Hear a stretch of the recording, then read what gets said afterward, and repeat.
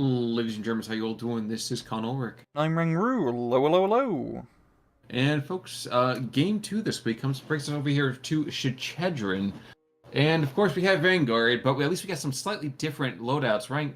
Who are these loadouts and what do they have? On the left-hand side in the blue, we have an Emperor Nate playing 17th SS. And on the right-hand side in the red, we have Fitz, which is probably the shortest name we've seen in a long time. Which I quite like, it's a good username. Anyway, he's playing 9th Guards Cavalry. So, a couple of weird things. First of all, we know that the Emperor Nate, no Primarchs, he didn't want to go and like that. He didn't want to go and like cheese the entire match. I appreciate that. Second thing, we know from looking at his deck that he's definitely going to win because he's got all those A-phase fortifications, and the 9th Guard Cav didn't take anything. Like, that's a valid move right there. Yeah, I think that's really going to screw over Fitz once we get to the building phase, and he's going to have to try and outbuild all those fortification anti-tank guns. So, I don't know how he's going to have to deal with that. Well, let's just say he activated his trap card. Let's just put it that way. Fitz has no recon. Now his infantry deck is out the wazoo, full of just Cossacks just all over the place.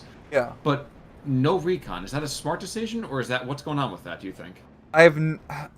Whether it's smart or not, honestly, we'd have to see. It's very interesting because this is definitely the type of deck you would build pre-recon buff.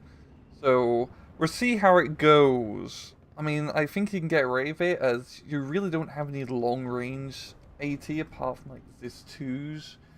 So it's not like you're really going to be engaged in long range anyway, but having 0 recon, it's still going to be a little bit of a pain, I think, in certain situations. Well, I'm not really sure how many zeros you're going to be seeing. I mean, that's the Japanese, man. So, like, we're not going to see those guys. That's a different game altogether. Indeed it is. But yeah, I mean, as we're seeing as the match has developed, Fitz is pushing pretty heavily through the central hill position. He tried pushing up north into the little farmstead flag area, but got repelled back. But it's not too surprising. Like, that's kind of a standard thing. Like, this saddle, I'm surprised, first of all, I don't call them the lungs, by the way, because if you look at it, it looks like a rib cage, got some lungs going on there. But that left lung is starting to look a little bit cancerous. There's a lot of red going in there. Yeah, he's a bit of a smoker. He might be a midnight toker as well. I think he definitely gets his loving on the run. Ooh, the ME-109 goes down early. That you can't be losing those guys. That's kind of expensive. Yeah, and he only has like 2 of them, or no, 3 of them in A phase. So like a decent amount, but that's all his fighters that he is going to be getting because he is a Western Front German divisions, and well, there wasn't really much of a Luftwaffe over Normandy in 44. Like a grunt. I am checking the Sherman numbers. This is a Valentine deck. I'm trying to just work through this. There's a lot of action going on over here in the northern side. Always want to check down here in the south as well because the standard kind of town has not broken as we're used to seeing it. Yeah, both sides being pretty defensive, and once again, like, the 17th SS could probably push pretty well because you've got those Legionaries, man. They are such good CQC town fighters. As a fanatical trait alone makes them a huge pain in the ass. So the Flammenwerfer is now stuck behind enemy lines, which is quite funny here, and we're seeing a bit of heavy airplay up north with the LA-7s. Now, I guess looking over here at Nate, does he bring in a couple of Flak 36s, or does he just kind of deal with it? What's the thought? Probably bringing some anti-air eventually, but he's doing really good. It's a 17-7 towards him right now, which is not bad at all. I'm wondering where he's getting the flags, and it's just like the central positions is where he's really picking up like the points. He's been very fortunate that the lungs give as much as they do. He's gonna lose one of those flags actually right now. Because the Flammenwerfers, if they can connect back to the Flammenwerfers, this will be another 17-7 again. But they still have to move out the most, and oh no, wow. I kind of forget how good Legionari are in that close, really close fighting. I thought the PP shots would be a lot more effective here. Yeah, just having, it doesn't matter how many SMGs you have, just as long as you have a Molotov, you can run any CQC fight. That's just the truth, really. But now that he's connected back up, this is going to be, again, a huge amount of territory going over here to the German Reich. So I'm not really sure what will be left after that. Yeah. Also, SPW is going to go into this just minefield of just PTRD shots, so these guys can die, which is so unfortunate, because I have a soft spot for these guys. Yeah, this is what I really do like seeing 9th Cavalry. It's a shame we don't see them being played out often. I don't think it's super meta. Well, that's a good reason release, why we don't. yeah. But the Cossack troops are so bloody good, just because you have so many PTRDs, and they're pretty well-equipped infantry as well. Well, we have the Mosins, and we have the kind of standard ones. So the Yeah. SVTs, yes, I absolutely agree. The Mosins, I could start to kind of leave them off to the side. Yeah. Like, it just, yeah, to be, I mean, only 15 points, which is actually really good for the price. They're cheaper Yeah, I in a suppose it's Stroke squad. But you do have 3 less guys, but you still have a PTRD for 15 points. Not bad. No, not bad at all. But with these guys right now, Peagrens with the MT-34, shockingly enough... Oh, never mind, the PP shot's going to clean them out, don't worry. Yeah. Alright, so that lung's going to be rather red again. So, if the SS can keep that left lung a little bit more clear, keep it a little bit healthier, they have a chance to really be bleeding like crazy. But the way that it stands right now, I think Fitz has an opportunity just to continue to drive across the saddle, go between the two lungs, and that will probably secure him a lot of territory that he's lost current. Yeah, he definitely has a good opportunity from holding that lung position to try and push out. Maybe even playing a bit heavy in the town, which is what he is doing. He's getting some more Kozaki troops down there, as well as a few Shermans, and I think that's a Valentine that's coming into the center. So he could actually push pretty heavy down south here, because Emperor Nate does not have a lot. He only has a few infantry squads at most. That does certainly seem to be the case. I think with the addition of the 76-2 and the bombing run from the LA-7, this will be a very, very quickly secured Soviet town. Yeah, it's gonna go pretty well here for Fitz. This will definitely try to draw some pressure off the northern side. The northern side is really where Nate will come in up top, because he has a lot of very good tank destroyers in his deck. He'll Stug 4s, the Jagdpanzers, he even has bloody Pak 43 Krupp guns. Those things all combined are nasty, like, tank units that you're gonna have to fight. Absurd, senior moment,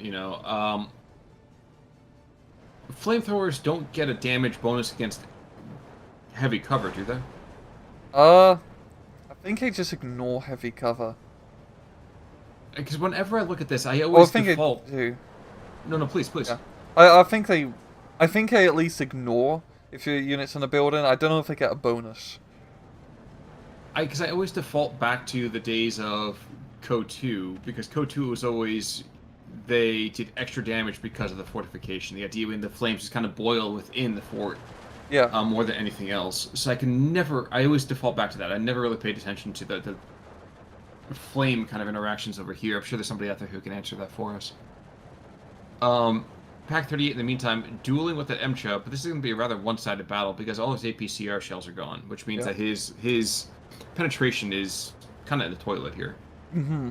You see, if he uses a Pak 38 plus 2, he might have an actual chance. True, but apparently algebra was not a particularly important thing. Because this is certainly a moment when size does matter. Yeah. Especially when you're up against this many Shermans. True, but the lung is being cleared out. There's an Ogamichiki and a Komroti Kazakh. If the Pak 38 can deny... Nope, never mind. So these two Kazakh troops coming in, these are really quite vital. If these two squads can get taken out or at least forced, and they're not going to, this is going to really retard, I think, any push across the saddle. Yeah. Yes, it will. I think, like, what's stopping Emperor Nate here from really pushing heavily up north, because if he can get those stugs to the other side of the saddle, so to speak, you can pretty much shut down that entire area at long range. But the reason he's not doing it is because it is, potentially on the Soviet lung side, he could just have an anti-tank gun there to snipe the stugs, and I think he's trying to clear that out first before trying to push heavy up north. That's really his best bet in terms of geographical territory to really push. I think you speak the true. Down to the south, there's been a 231. Actually, he had a second brother there. He's now quite dead. And between the MCHA, ooh, now he's dead too. Between the MCHA and that Pac 38, there's been a close quarters, brutal knife fight down there, and that knife fight's going to be replicated in the air. The LA-7s are going to start bombing like crazy, and swirls of combat. For some reason, the ME-109s are getting completely outmaneuvered by the LA-7s. Yeah. Yeah, quite a bit of air power early on we're seeing here, from really both sides. I mean, Fitz has been using those close air support bombers quite effectively, but he might be able to shoot down the last of all the ME-109s here, and that's really going to screw over Nate in terms of air power. And yeah, there's no more fighters left, or dedicated fighters for Nate. He still has fighter bombers, but yeah, good luck. Well, you can still do pretty good with them, let's be fair. Yeah, and the Flak 36s. I mean, the LA-7s are good as if they're able to get into that ground attack role, but the Flak 36, I think, is enough suppression that should be able to kind of keep them at arm's length. Yeah. I wonder if he's gonna, like, start spamming some anti-air. He doesn't have a lot of anti-air, No. really, but the Flak 36s mixing with 88, I think if you just, as long as you don't lose any of them, it's just enough to have a good anti-aircraft net. But as we're seeing so far, Fitz is really making the push happen through the central position with that Sherman. He has a bunch of infantry being brought in down south now. He in B phase of the Kazaki SVTs. He can really make his work. If the flame troops don't broil his trucks. I'm surprised they're still alive. But probably not for long. Or actually maybe for a bit longer. I don't know, man. I wouldn't want to be hitting the 3 houses that just, like, boil like hell. Oh, he dropped smoke to stop the Kazakis from shooting him from long range, to draw him closer. That's a very good move. Unfortunately, that's where they tend to do really quite well. Yeah. Not the Flammenwerfers, the Kazakis. The SVT... Again, these are SVTs. These are not your Mosin Nagants Kazakis. Like, these guys, the greatest thing the Flammenwerfers have going for them is that these guys don't have more than 1 PP shot. Yeah. Yeah, but he has managed to knock out most of the Flammenwerfers, yeah, at least, so it's not too bad for him. Yeah, he's going to delay his Kazaki SVTs from getting to the front line of the town, which will give Emperor Nate some time to bring in some reinforcements. Which is some Legionnaires, some tanks, some Volksdeutsche. Nothing much, really, but he does kill the Sherman in the central position with a Stug 4. Well, you have to think. Maybe delaying them is not his plan. Maybe, Khan, maybe. But Volksdeutsche over here, yeah, Volksdeutsche, it's Ersatz-Truppen, but better, and I almost kind of wish that there would be an Ersatz-Truppen that had any kind of anti-tank, since at that point they wouldn't feel like such spit. Just even anti-tank grenades. Yeah, exactly. Yeah. Which is funny, because I don't believe there's any... Don't completely quote me on this, people in the comments, but I don't believe there's any German infantry unit that uses anti-tank grenades at all. It's either just Panzerfaust or you go home. And maybe a Panzerschreck if you're like a special squad. Because none of them have the magnetic grenade. There is, yeah, because there's a couple of those that have magnetic grenades. I can't think what they are, though. Because I remember seeing them in SD44, like, very rarely, but I don't remember. I want to say it's actually a Fnatic unit. And I'm sure, again, like you said, I'm sure somebody's going to be able to quote that out for us. Yeah. There might be a recon unit with anti-tank grenades. That's German. But yeah, I mean, people in comments, feel free to completely correct us. But, yeah, I mean, it's Eastern Front, Western Front. There very rarely has been any kind of infantry formation who did not have some kind of component for anti-tank behavior. Yeah. Heck, even the Japanese were like, you know what, dude, we're gonna put an anti-tank mine on a stick. Yes. Which is the weirdest, like, street food ever. Yeah. But, like, so yeah, it's a nitpick, of course, at this point. The game's been out for a couple of years now. Come on, so. But yeah, I mean, we're just seeing the spam of Kazaki SVTs being brought here down south, and Nate is slowing him down a bit with some armor and infantry, but I feel like it's just going to be an overwhelming amount soon, and once you lose that town completely, it's pretty hard to take it back. Unless you have artillery, which exists. Like we've seen it in the deck, but Yeah. there's been this recent push to just completely and totally negate any kind of artillery, which is something that you and I griped about off cam. Yeah, we do wish to see a little bit more artillery. I think it's a lot of... I mean, of course, like medium and heavy howitzers probably aren't all that great in 1v1s, but just mortars. Like, you can do so much with just, like, medium mortars in a town fight. They can work especially to your favor if you don't have a good infantry deck. And the Stug does go down here to the... Yeah, it's just 2 in the town, which will definitely relieve some pressure here for Fitz. Oh, sorry, I was watching a TU2 get taken out by Flak 36s. So the brace, again, the brace of Flak 36s, those things are quite powerful. You can stack a couple on top of each other. Mm-hmm. Unfortunately, they don't have a ton of armor, which tends to be usually the greatest downfall. Yeah. Yeah, just don't get hit with the anti-air. We're all seeing like this big... Well, not like a big, but we're all seeing a bit of a build-up here up north here from Nate with 3 Stug 4s and a bunch of infantry. I think he's going to try to take out far northern hill, but I want to see him push the Stugs up north and try to shut down at long range. I understand why he's not doing that because of potential of anti-tank in the lung positions. But we're just... he's really missing out here by not pushing up north. But I get it, because he's also trying to deal with what's happening down south, as it's not pretty. Perversely, if he knows at this point that slope is free. One thing I think I would like to see a little more aggressively from players, especially with this kind of lung position, is see how that flag is. If you know that the eastern or western slope, depending on which side you're pushing, is clear, drive troops in there into that gap, isolate one of the lungs. Oh yeah, just try to shut them down. Well, yeah, I mean, and just because if you look at the line of sight, if you know there's no anti-tank here, and you know that because you haven't been shot at, then get in there. Any kind of anti-tank that comes out, you'll be able to see first and shoot. So drive that home. There's definitely an opportunity to be seen. Yeah, and you don't really have to use like heavy tanks. Just even a few half tracks or just cheap armored cars to just deter any infantry from making the end run from one lung to another. It's definitely good just to buy you some time. Exactly, make them get some cardio. Yeah. And there we go. We're seeing whispers of it right now, but these guys are being placed more aggressively. Again, I love the aggression. It's just a nitpick for me that I feel like I would try to be using that maneuver that we've seen a lot more of in more recent kind of casts. Mm-hmm. Well, Fitz has been doing a pretty good job of holding the German lung position. I mean, he Sure. doesn't completely hold it, but he holds the flag part of it, which is the important part.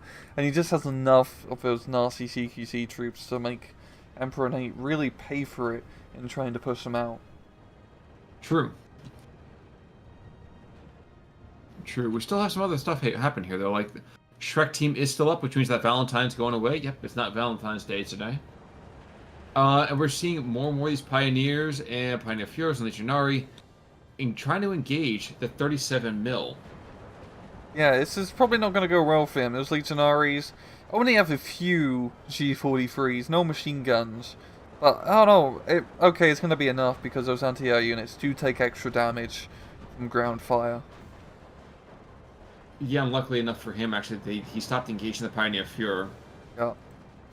This could go pretty well here for Nate. He brought it back down to a 12-12. It's still pretty even in terms of points lead between both sides, so maybe Nate can reverse the pressure and take the Russian lung. That's true, and I think that's probably the case, but I think down here to the south, in the intestines of that town... Dude, if we're gonna do body works, we gotta go all in. Yeah. Even taking out one MCHA, we still have 2 more 1943 T-34s here. And the ZISs, and all those Kazakh SVTs. The only thing that I think that Emperor Nate's getting away with is that the SVTs have not been deployed more aggressively. This entire town, heck, the southwestern portion of this, over in that Kolin area, or Köln, if we're in Germany, I suppose, we might be able to seize another flag or two and prevent the Germans moving back in from west to east. Yeah. That's definitely true for sure. It's again quite interesting with the whole human atomy, but I'm quite liking it. This map is essentially just a human skeleton diagram of an upper torso. Or upper body. Exactly. Yeah. Exactly. With all the action, we can definitely call it gross anatomy. Um... God damn it, God. I'll be here all week. LA Sevens, in the meantime, they're bedeviling a lot of the lines here. Again, that has been an extremely big piece, I think, of a lot of the domination, though, too, of Fitz. So well done on him for being able to dominate that air battle space. Mm-hmm. I know you and I were, again, off cam, kind of talking about the theoretical war game DLC coming up, and you're preaching the beauties of having helicopters, and I can think to myself, man, I imagine the Germans right now be wishing they had a couple of helicopters, just like engage those infantry positions, do something, but like the aircraft is just absolutely destroying this. If someone could bring in an Apache longbow and Steel Division, there'd be no armor units on the field. Yeah, it'd just be what would happen. But, Oh, absolutely.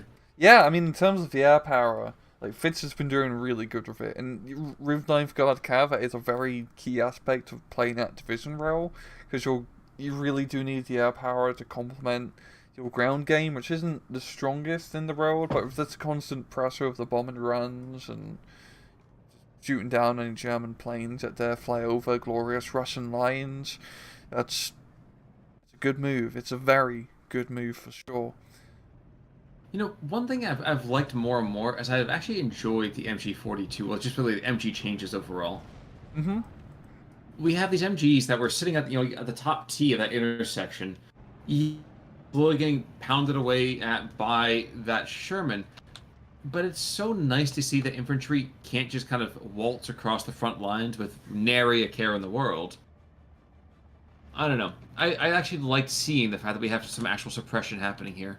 Yeah, Definitely a change made for the better. Yes, sir? Yeah, like, the MG teams are still not as good compared to support gun teams, but their one main benefit is being able to deploy them inside of buildings like this. And where that MG42 is, near the head, it is the perfect spot for an MG42. There's nowhere else better for an MG42 to be. That is the kingpin position of MG42s. Exactly. And that's how it kind of should be.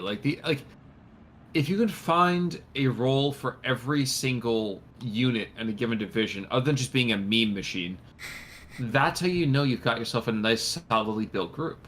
Yeah. And heck, and that's how you know you have game balance too. Like, I don't need to have a be-all, end-all thing. Like, those ISU 122s, or the 152s, I get them. They have a weakness. They have a role. It makes sense. MGs, for such a long time, even back in SD44, didn't have that really good role. They were kind of here to be like, okay, let's... Yeah. In SD44, they're terrible because they were an infantry slot. So you lose out on getting a proper infantry unit, like a rifle squad or whatnot, which was, frankly, more important because you could actually push with them. There's a few instances where taking MG teams kind of worked in SD44, but most of the time, everyone just ignored them. And that's kind of my point. Like, I feel like if you can go and give meaning to every single unit, and not just making, like, reskins, like, that's a solidly built game. Yep. I definitely do agree with that. But things have been going, like... it feels like it's going a little bit more static now. Fitz has just got his good position, and he's really just holding it. And Nate hasn't been able to really do anything up north here with his tanks. He does have a few stugs, one of them just got bailed out, but it's a little bit too risky to push across the panhandle, or across the, like, neck position, if we're going by autonomy. Really funny thing, that stug just got repaired. It was bailed out like a minute and a half ago. It's gonna get repaired again. But it's one of those weird things. Like, how much munitions have been wasted on this guy now? It's like 1,000 munitions to bail him out again. And man, just the bikes, the stugs never learn, man. It's all the housing bubble. Yeah, I mean, how many German Panzer crews do you have in an Opel Blitz? At least like 5. Exactly. Yeah. Exactly. Fit a good sized platoon back there. LA7 going in after another Stuck here, and this is going to be a consistent kind of issue. I don't know the bombs. Okay. Bombs keep at a good distance, but I'm not sure he's even firing anti-air in the same zip code, let alone anything else. Mm-hmm. Yeah, I think really for Fitz's main concern is just keeping hold of the enemy lung position, and that's really just tying up any pushes from happening from the each side.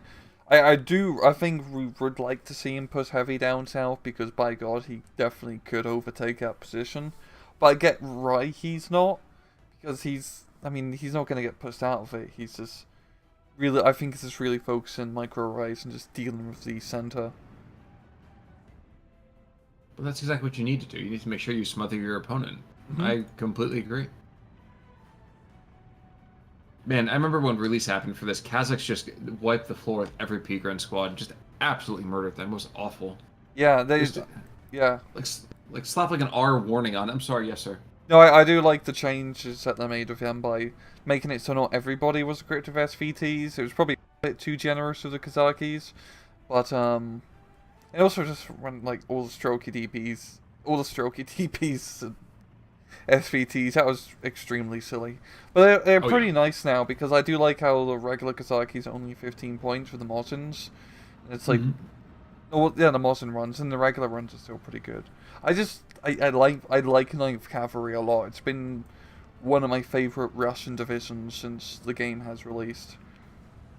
I'm just sort of ashamed, or I'm disappointed that there's no actual cavalry units. However, I was expecting horses, and all I got was Shermans.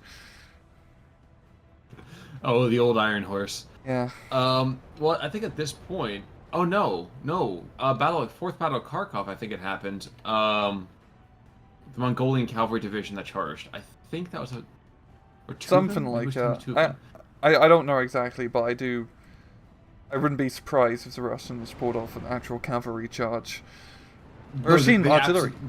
They absolutely did, but it did not go well. They hit a tank position and the tanks just flattened it, as one does. Off map up north here, which is artillery at least. I mean, it's the first we've seen all week. I mean, it's not the type of artillery we like seeing. I mean, I get right, people use that off-map artillery. It's extremely powerful in 1v1s. And it should do a decent job. Should at least, maybe, hopefully, rush C, knock out the Flak 88.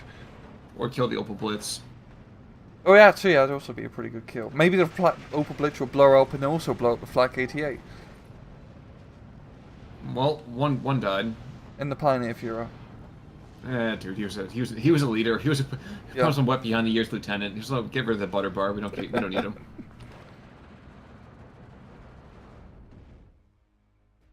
Yeah, like these column position has essentially been taken over from Fitz here in a very good position. As you got an uphill, and you can really force your opponent to come up the hill, and where you have to fight close range, where the Cossacks really shine quite well. And I feel like Emperor Nate's really been hampered throughout his B phase and C phase with his Wojtowicza, because he has really been having a hard time in these infantry fights with his infantry, which aren't just really cutting it at close quarters compared to the Kazakis. But that's kind of the name of the game with the 7th, though, too. The 7th, you got to have a little bit of extra room, but you need to be able to find choke points. So it's a really weird kind of delicate balance to achieve, especially when your tank tab is so thin. Yeah, he also did not have a lot of CQC troops in his deck. Oh, he has the Legionaries. That's okay, he does have a decent amount, now thinking about it. But 17th as a whole doesn't have, like, the super CQC compared to some German divisions, and of course all the Russian divisions as well. Like, I'm trying to think what he could have been doing better to help him out here in these infantry fights. I feel like artillery... Division. Ooh!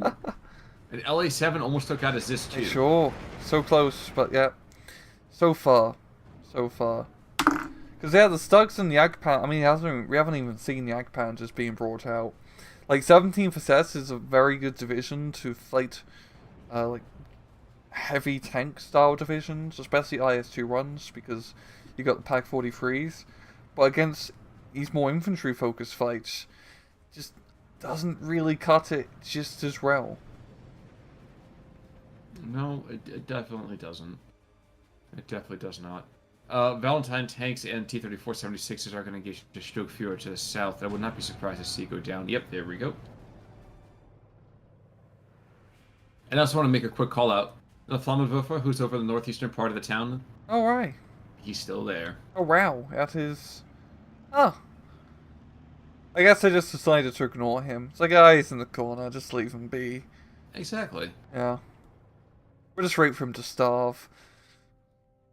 Second barrage is coming down right now, I think just in time to probably put a stop to any other aggression from the Germans, or is that the last shells of the barrage? Nope, there we go.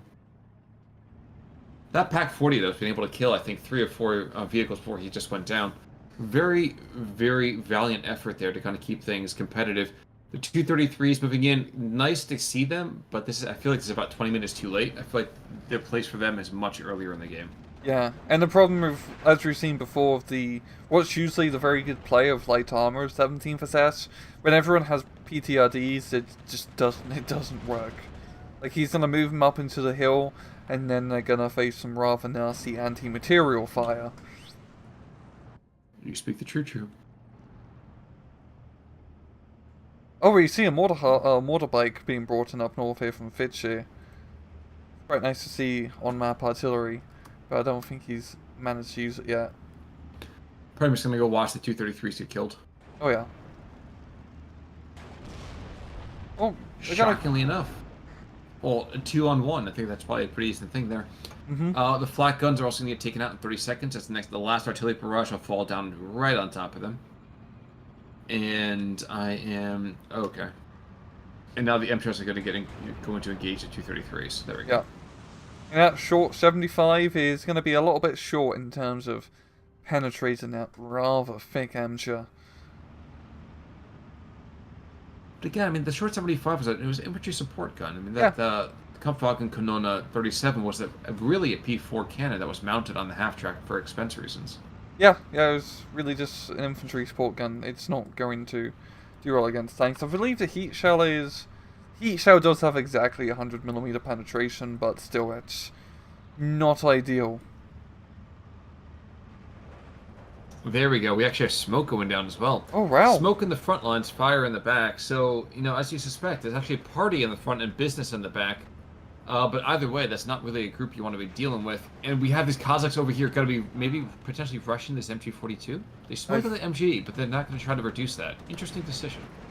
I think he's going to... I mean, he definitely has to try and knock out that MG42 with the smoke. I mean, it'd just be silly not to try and make that play. I think it's just waiting for his dudes to spread out a bit. Yep. Yeah. There we go. But that's a really good use of smoke to block the MG42 to take out position. That was... I wish we see a bit more smoke play more often. Once again, the Russian air power has just been completely deadly, shooting down another Messerschmitt. He might go down now due to the flak fire, but we'll see in a second.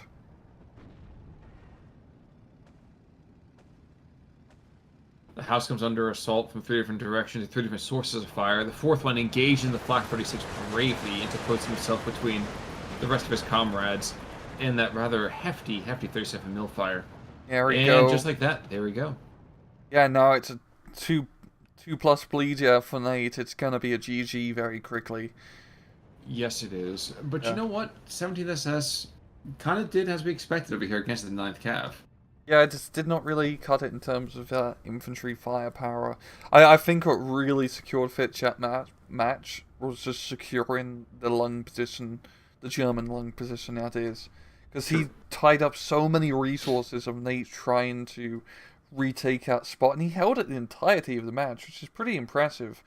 Because usually it just flips back and forth. But by securing that position, it really stopped Nate from moving in through the northern flank and trying to actually use what makes his division good, and that is all the tank destroyers. Exactly. So, looking over here, again, 1,000 difference. The LA7, though, here we go. Kabalov over here. Wow. Or in Ivan Nikotovich Kusutub, I'm again butchering a name here, but those 2 guys by themselves killing several hundred points. Yeah, that's really effective for like the hero units, a bloody fighter plane. It's just been doing strafing runs, no bombs, and then even that light support LA7, like they did really well for the planes that they are. Exactly. Yeah, and then the Shermans doing pretty decent. Yeah, it's path match really just like pretty even. No On the other side of losses. things, Logaman over here, yeah, 2 Valentines, 2 Mchos. He paid for himself and then he went down. So I mean, the occasional effective trade, but for the most part, 17 SS just kind of got outfought, man. That's Yeah. just the way the structure of the game is overall against them. Like, well, against a more infantry-based group like the 9th Cav. Yeah, and Andre Shaw, Fitz did really well in that match without a single recon unit, which is quite surprising. And Ray he playing close quarters, you don't really need binoculars to see the Panda Grenadier squad 200 meters away from you. You can probably see them by the muzzle flashes of the MG-34 shooting towards you. Oh, absolutely. Yeah. Absolutely. I mean, that's the hope anyway, right? Like, yeah, I found the German infantry. They're shooting at me now, what do I do? It's definitely one of those things, man. Yeah. Definitely one of those things. In the meantime, though, looking outside of that, 2 solid matches this week. If you haven't checked out the Tuesday one by now, you definitely need to do that.